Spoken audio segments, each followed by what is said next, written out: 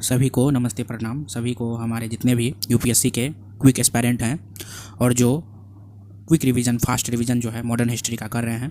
तो दोस्तों, पिछले क्लास में हमने जो पढ़ा था वो था मेरा arrivals of Europeans in India. ठीक, इसका मैंने जो है आपको कुछ ट्रिक भी बताया था याद करने का। ठीक है, और इसको क्विक रिवीजन भी किए थे कुछ 20 मिनट में। ठीक है, arrivals of European in India, जैसा कि हमारे सबसे पहले पोर्तुगीज़ आए थे। ठीक है, उसके बाद डच आए। ठीक है, डच के बाद हमारे इंग्लिश जी आए। ठीक है, डेंस आए, उसके बाद हमारे फ्रेंच आए। फ्रेंच मतलब इस तरीके से पढ़े थे। ठीक है, पोर्तुगीज़ में हमने बीभी पान जैसा कुछ देखा था। ठीक है, आप यदि नहीं देखे हैं, जिसमें बार्थिलिनो डियाज था। ठीक है, कैब्रेल था, कुछ ऐसे वास्को डी गामा था, पेड्रो एल्वेज कैरवे था, अल्मीडा था, अल्बुकर्क था, नीनो दी कुन्हा था। ठीक है, जैसा कि हम एकदम अच्छे तरीके से पढ़े थे। ठीक है, एक बार रिवीजन फिर से थोड़ा बहुत कर लेते हैं। जैसे कि बार्थिलिनो डियाज 1487 में था, 1498 में वास्को डी गामा, फिर उसके बाद पेड्रो अल्वेज कैब्रेल पोर्तुगीज़ में आया। ये क्रमबद्ध तरीके से याद रखेंगे। ठीक है, उसके बाद कौन सा आया हमारा फ्रांसिस्को दी अल्मीडा। ठीक है, 1505। फिर 1509 में अल्बुकर्क। ठीक है, अल्मीडा जो है ब्लू वाटर पॉलिसी याद रखिएगा। ठीक है, अल्फांसो दी अल्बुकर्क जो है हमारा किस में आया, एबोलिशन ऑफ सती। ठीक है, ठीक है, आप जो है हम आपको मेन पॉइंट सिर्फ बता रहे हैं, आपको ये सब भी पढ़ना है। ठीक है, ये जो 4 पॉइंट दिया हुआ है। ठीक है, हम आपको जैसे ये हुआ इंपॉर्टेंट है ये बता दिए, अल्बुकर्क में जो है एबोलिशन ऑफ सती हुआ ये बता दिए। ठीक है, इसी के समय जो है हमारा इंट्रोड्यूस हुआ था तंबाकू कैसियो इरिगेशन सिस्टम। ठीक है, तो उसके बाद हमारा नीनो दी कुन्हा आया। ठीक है, उसके बाद इन्होंने क्या किया था कि हेडक्वार्टर, ये सब आप जो है रिवीजन कर लीजिए, कोचिन टू गोवा किया था 1530 में। ठीक है, तो ये सब हम आपको बताए थे। फिर उसके बाद हमने डेंस बताया था, एंग्लो डच राइवलरी हुआ था। ठीक है, उसके बाद देखिए डच में क्या था कि जो है मसूलीपट्टनम हमारा जो था क्या था, फर्स्ट फैक्ट्री डच का। ठीक है, तो आपको ये सब मैंने पुराने क्लास में, और सबसे ज़्यादा इंपॉर्टेंट ये इंग्लिश का जो है। ठीक है, इंग्लिश का यहाँ पर देख सकते हैं, ये इंग्लिश वाला। ठीक है, क्या समझे, समझ रहे हैं ना सभी लोग? सब लोग समझ रहे हैं तो बोलिए। ठीक है, ये वाला हमने आपको बताया था, जिसमें हमने 1608 में विलियम हॉकिंस, उसके बाद थॉमस रो, फिर 1615 में। ठीक है, इन्होंने फैक्ट्री को जो है आगरा, अहमदाबाद और भरूच का जो परमिशन ले लिया था। ठीक है, समझ रहे हैं सब तो एकदम। आपको इसमें हमने आपको बताया था कि EWST यानी इसके एलिजाबेथ जो है फरमान जारी किया कि जाइए आप व्यापार करिए ईस्ट इंडिया कंपनी को। W जो है हॉकिंस आया हमारा 1608 में जहांगीर के कोर्ट में। उसके बाद जो है सूरत में पहला फैक्ट्री इंग्लिश ने लगाया था, अंग्रेज़ों ने। और उसके बाद थॉमस रो जो थे हमारे, फिर से 1615 में इन्होंने गया था। उन्होंने आगरा, ठीक है, आगरा, अहमदाबाद और भरूच में जो है इन्होंने परमिशन ले लिया था फैक्ट्री लगाने का। ठीक है, तो इतना तो हम लोग जो है पढ़े हुए थे। ठीक है, मतलब फ्रेंच का भी पढ़ लिए थे थोड़ा बहुत। ठीक है, फ्रेंच का भी थोड़ा बहुत ये पढ़े हुए थे। ठीक है, उसके बाद हम आपको जो है डुप्लेक्स, यहाँ पे जैसा कि यहाँ पे है डुप्लेक्स। ठीक है, बहुत अच्छा गवर्नर था फ्रेंच का। ठीक है, उसके बाद हम आपको मैंने बताया था कि जो है कार्नेटिक वार है, ये रिवीजन चल रहे हैं। ठीक है, कार्नेटिक वार है। ठीक है, उसके बाद विभिन्न ट्रीटी आपको हमने बताया था। ठीक है, उसके बाद सेकेंड कार्नेटिक वार का जो है आपको हम ये ट्रीटी दिखाया था। मतलब कि कार्नेटिक वार में हमको क्या पढ़ना है, कार्नेटिक वार में ये याद रखना है कि इसके तहत कौन सा ट्रीटी होगा। ठीक है, कौन सा ट्रीटी हुआ। ठीक है, तो पहला था एक्सला चेपले, आपको हमने बताया था, चेपले चेरी पेरिस याद रखना है। ठीक है, वांडीवास भी आपको याद में रखना है, बैटल ऑफ वांडीवास 1760 में हुआ था। ठीक है, उसके बाद जो है देखिए रीजन्स वाज द 7 वार। देखो यूरोप में जो है 7 ईयर्स का वार हुआ था, उसी के कारण थर्ड कार्नेटिक वार का इम्पैक्ट हुआ था। ठीक है, हुआ था, समझ रहे हैं। उसके बाद हमने बताया था कि इंग्लिश क्यों सक्सेस हुआ था, तो इंग्लिश इसलिए कि मिलिट्री जो था उसका टंच था, मिलिट्री टंच था। टंच मतलब क्या था, मतलब ट्रेनर होता, ट्रेनिंग क्या हुआ था। कोई भी देखिए, कोई भी काम में यदि आपको ट्रेनिंग मिल जाता है तो वो काम 100% जो है पुराने तरीके से जो पहले से चल रहा था उससे आप अच्छा काम हो जाता है। जैसे कि कोई यदि ट्रेन में यदि किसी का नौकरी लगता है, वो डायरेक्ट जाएगा तो उसे कुछ पता नहीं चलेगा। ट्रेनिंग लिया हुआ रहेगा तो खट से अपना काम को 100% देगा। क्या देगा, 100%। ठीक है, तो यही था कि इंग्लिश क्यों सक्सेस हुआ, क्योंकि वो मिलिट्री और नेवी उसका ट्रेनर था। ठीक है, ट्रेनर मतलब ट्रेनिंग किया हुआ था। उसके बाद सबसे पहले इंडस्ट्रियल रिवोल्यूशन भी वहीं आया। ठीक है, और उसके बाद जो है मोर स्टेबल गवर्नमेंट भी था, जैसा कि एलिजाबेथ वहाँ पे बैठा हुआ था, वो जो है एकदम स्टेबल था। उसके बाद कोई आएगा तो पता रहता था। ठीक है, जनता को पता रहता था कि एलिजाबेथ के बाद कितने साल बाद कोई आएगा, क्योंकि ये हायरकी वाला होता था, मोनार्की टाइप का होता था। ठीक है, तो स्टेबल गवर्नमेंट था। ठीक है, तो यही सब था। और उसके बाद जो है थोड़ा साइंस का जो है, वो साइंस एंड टेक्नोलॉजी का थोड़ा बहुत ज्ञान था। ठीक है, इसलिए वो अच्छे औजार बना लेते थे। ठीक है, इक्विपमेंट जिसको आप कहते हैं। ठीक है, जैसे बंदूक हो गया, उसके बाद इसमें यूज होने वाले विभिन्न प्रकार के गोली हो गया इसके अंदर, जो भी हो, तो ये सब रीजन था, हमने ये सब पढ़ लिया था। अब हम जो है नया चैप्टर, नया जो है रिवीजन सीरीज में हमने ये दिखाते हैं आपको, हमको क्या पढ़ना है, ये पढ़ना है, ठीक है। India at the time of British conquest, ठीक है। तो इसमें जो जो इंपॉर्टेंट हम उसी को ध्यान देंगे, ठीक है दोस्तों, समझ रहे हैं ना मेरे प्यारे दोस्तों। इसमें जो इंपॉर्टेंट होगा, ठीक है, इंपॉर्टेंट जो होगा, इंपॉर्टेंट IMPORTANT, ठीक है। आप बने रहिए, ये सीरीज 2 है मेरा, ठीक है। तो आपको पिछले का रिवीजन करा दिए फास्ट में, अब चलिए इसको हम रगारा मारते हैं, ठीक है। क्या मारते हैं, रगारा, एकदम रगारा मारिए, कोई दिक्कत नहीं है। तो समझिए इसमें जो है हम लोग ये पढ़ेंगे, जैसे कि जब मुग़ल जो काल था, मुग़ल काल के बाद हमारा कौन आया था, यही सब हमारे राज करने लगे थे, मुग़ल ख़त्म होने चला था, क्या क्या कौन कौन उसमें शासक जो थे उसको पढ़ना है, ठीक है। मतलब मुग़ल जो डिक्लाइन हुआ वो औरंगजेब के बाद हुआ, ठीक है। औरंगजेब तक ठीक था सब चीज़, ठीक है। उसके बाद धीरे धीरे जो है, ठीक है, सिस्टम जो है फेल हो गया। किसका फेल हो गया, ब्रिटिश, किसका, ब्रिटिश आदमी का, ठीक है, ब्रिटिश लोगों का मतलब कि मुग़ल का, ब्रिटिश के द्वारा मुग़ल का सिस्टम फेल हो गया। तो चलिए सबसे पहले जो है औरंगजेब के शासन में सब चीज़ जो है ठीक ठाक चल रहा था, ऐसा नहीं था कि कब्जा हो गया था, ठीक है। तो देखिए beginning of the decline one of the reasons being poor policies, ठीक है। देखिए ऐसा जो है औरंगजेब जो है सब चीज़ ठीक चल रहा था, उन्होंने जो है युद्ध जो है दक्षिण की तरफ लड़ने लगा, ठीक है, ज़्यादा एरिया एक्वायर करने लगा, ठीक है।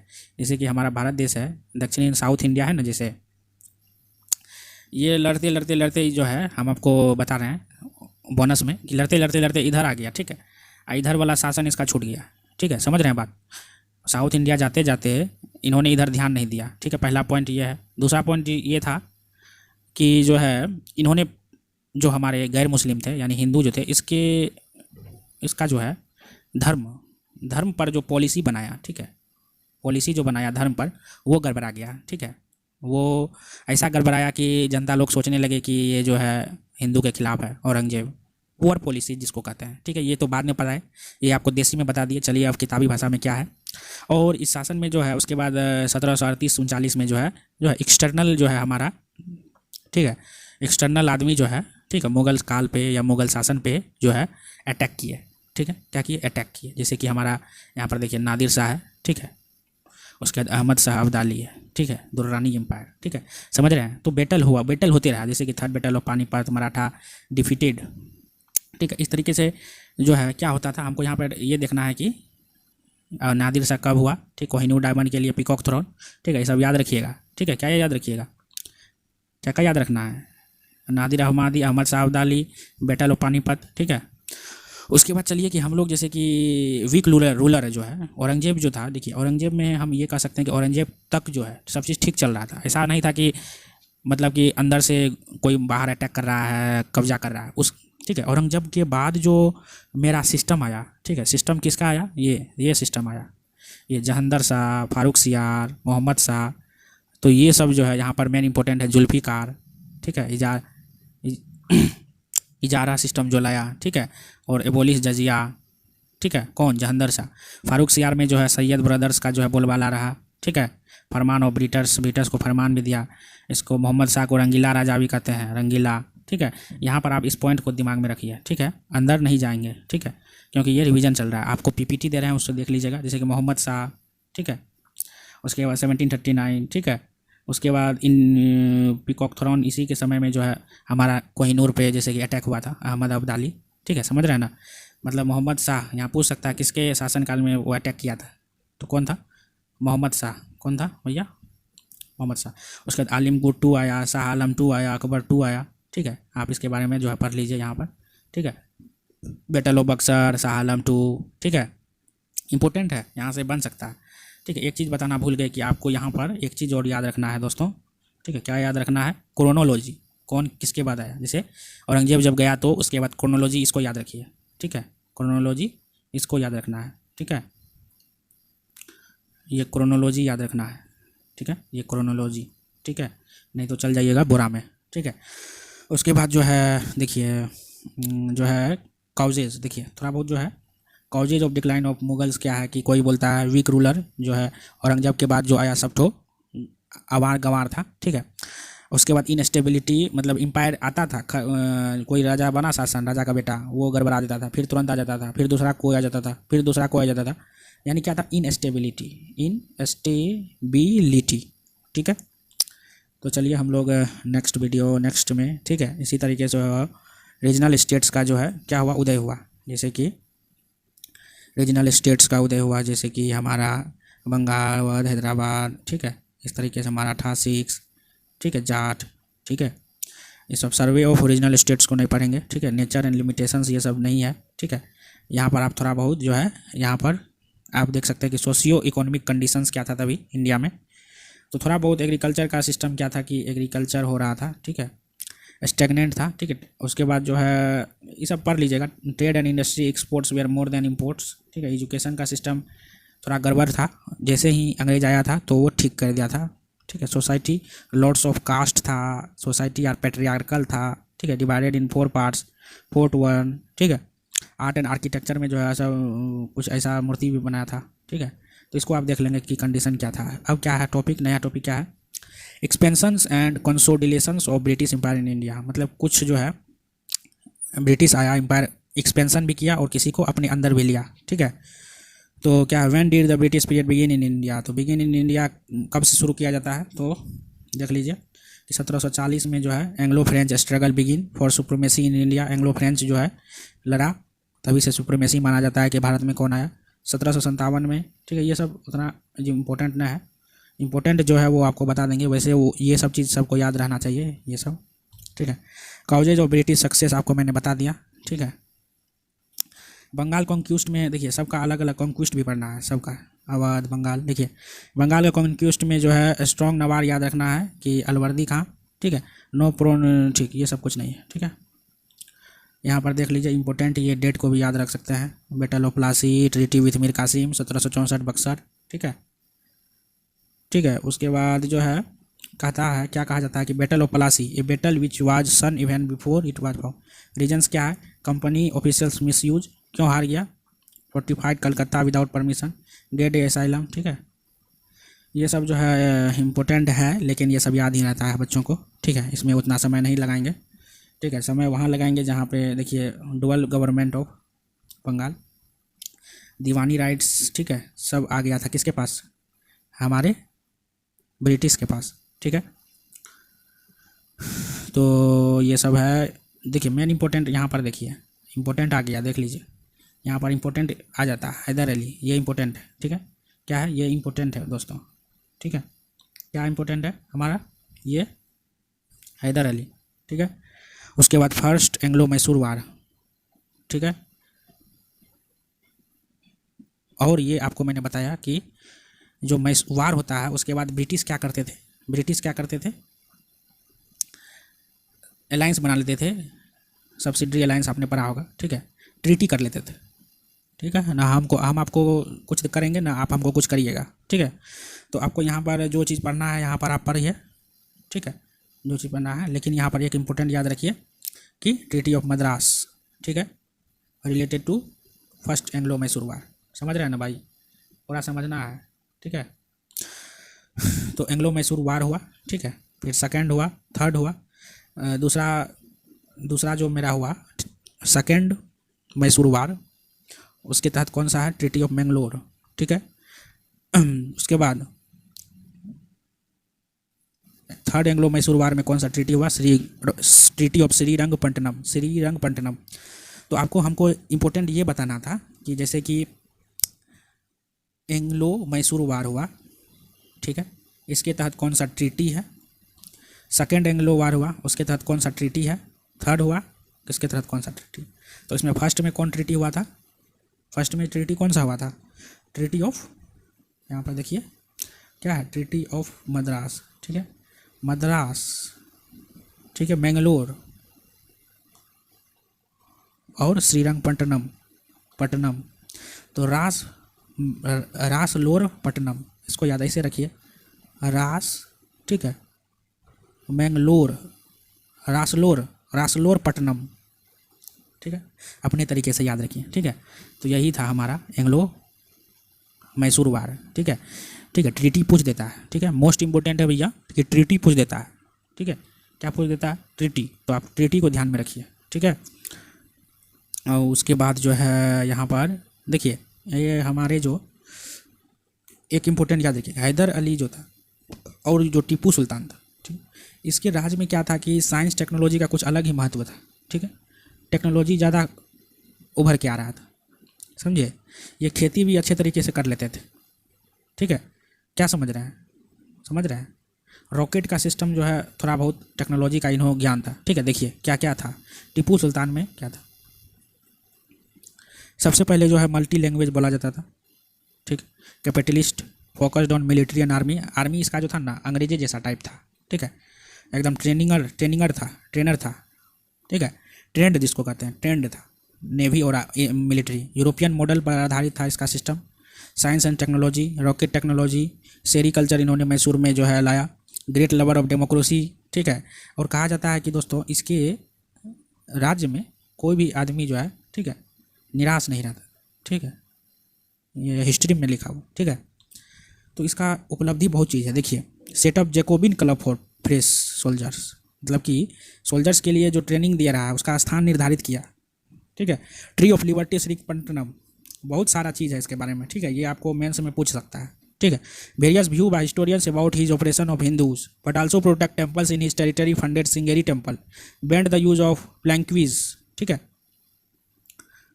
तो ये सब इंपॉर्टेंट है यहाँ पर। Last point, banned the use of palanquins. देखो प्लैंक्वीज को बैंड किया। ठीक है, उसके बाद only for women and disable. ठीक है, जो वुमेन था उसी के लिए और जो डिसेबल आदमी था उसके लिए। आफ्टर टीपू, ये सब आप पढ़ लेंगे। ठीक है, जो जो इंपॉर्टेंट है हम वही आपको बताएंगे। ठीक है, उसके बाद मराठा का सिस्टम देख लीजिए।